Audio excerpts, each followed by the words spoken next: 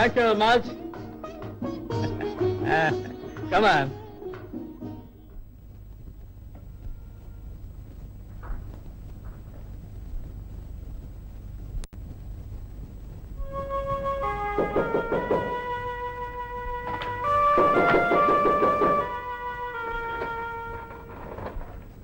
చాలా పొద్దుపోయింది.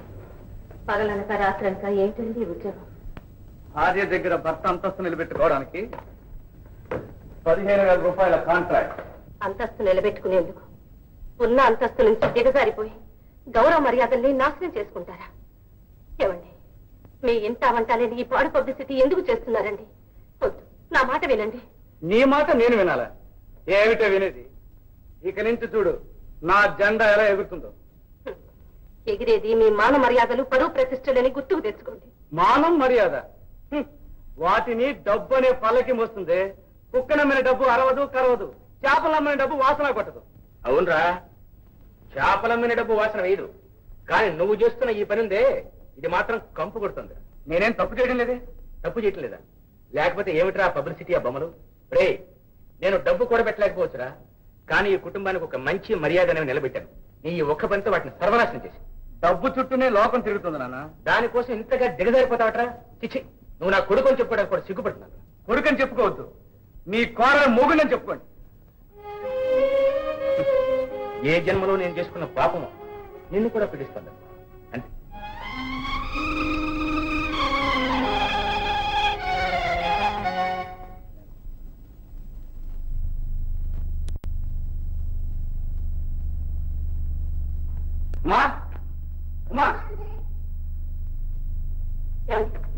అవును, మళ్ళీ హిందీ పాఠం మొదలు పెట్టాలి. నేర్పుతానండి, తప్పకుండా నేర్పిస్తాను. మీకు ఆఫీస్లో ప్రమోషన్ ఇస్తామన్నారా? కాదు, కొత్త బ్రాండ్ ఇంట్రడ్యూస్ చేశారు. దాని పబ్లిసిటీ కోసం హిందీలో సినిమా తీస్తున్నారు. అందులో నేను నటించాలి. ఆ హిందీ నేర్పే యోగ్యత నాకు లేదండి. आपको उस हिंदी सिखाने के लिए मुझे योग्यता नहीं. జయ, లక్ష్మి, పేపర్లో ఫోటో చూడండి. ఏమిటైది? మన సేల్స్ ఆఫీస్ రూమా ఫోటో కదా? కదు అంటావేమిటి? ఆవిడదే.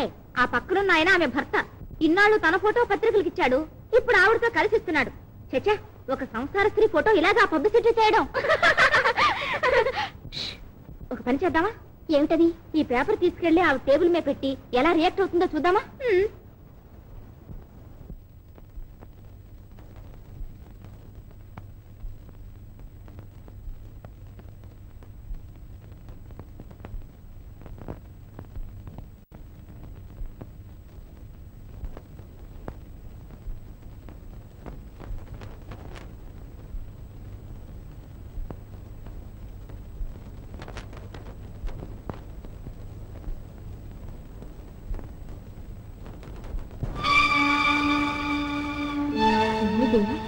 పత్రికలో అలాంటి పబ్లిసిటీ వచ్చాక వీధిలో ముఖం ఎత్తుకుని ఎలా తిరగలమే? అది చూసి నాకు అవమానం కావచ్చు, అని వాళ్ళకి డబ్బే ప్రధానం. డబ్బు కోసమని మరీ ఇలా దిగజారిపోతారా? బజారు వాళ్ళైనా ఇలాంటి పబ్లిసిటీ ఒప్పుకుంటారంటే.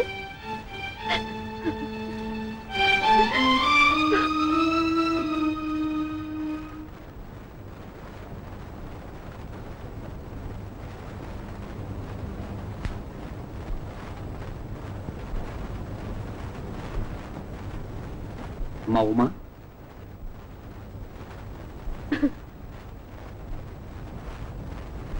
ధర్మరాజు చేసిన తప్పుకి అభవం శుభము తెలియని అమాయకురాలు ద్రౌపది నిండు సభలో అవమానాల పాలైంది. అయితే ఆమె గౌరవం కాపాడడానికి ఒక అన్న ఉన్నాడు. నీ భర్త చేసిన తప్పుకి నేను నీకు అన్నలాంటి వాడిని అయినా నేను సహాయం చేయలేనమ్మా. So sorry, I'm unable to help you.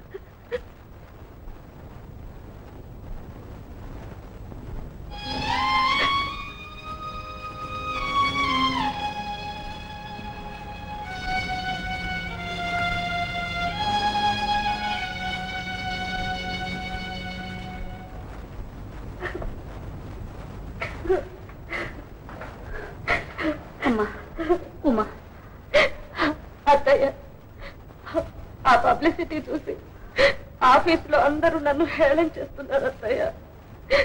రేపటి నుంచి వాళ్ళందరికీ నా ముఖం ఎలా చూపించేది? ఏమని సంజాయిషి చెప్పుకునేది అత్తయ్య? ఒరే శంకర్, నీకు సిగ్గు లజ్జ ఉన్నాయట్రా? లేవమ్మా, ఉంటే నా చెల్లెలి పెళ్లి నేనే ఈ పని చేసుకుంటేవాడిని. ఏ మాట అడిగినా చెల్లెలి పెళ్లి అని నాలుక పీక్కుంటామే. నేను అడిగేది ఈ పత్రికలో నువ్వు ఇస్తున్న వెధవ ప్రచారం గురించి. ప్రచారం వెధవది కావచ్చు, డబ్బు వెధవది కాదుగా. అవునరా, డబ్బు కోసం నువ్వు వేగడ్డైనా తిను. బురదలు దొరలే గొడ్డు గంధపు చెట్టుకు రాసుకొని ఆ బురదని చెట్టు కూడా పొలవడం ఎందుకు? నీ పరువు ప్రతిష్టలు నట్టిట్లో కలిసిపోయాయి. ఇప్పుడు కోడలి గౌరవ మర్యాదల్ని బజార్పాలు చేస్తున్నావా? దానికి దీనికి ఏమిటి సంబంధం అమ్మా?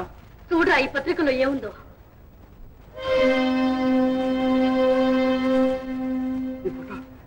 ఈ ఫోటో నేను ఎవరేదమ్మా? ఏడవలేకపోయావు. నీ జెండా ఎగురుతుందని చెప్పావే, ఇప్పుడు ఏం ఎగురుతుందని చూడరా. నీ భార్య తీర కొంగు.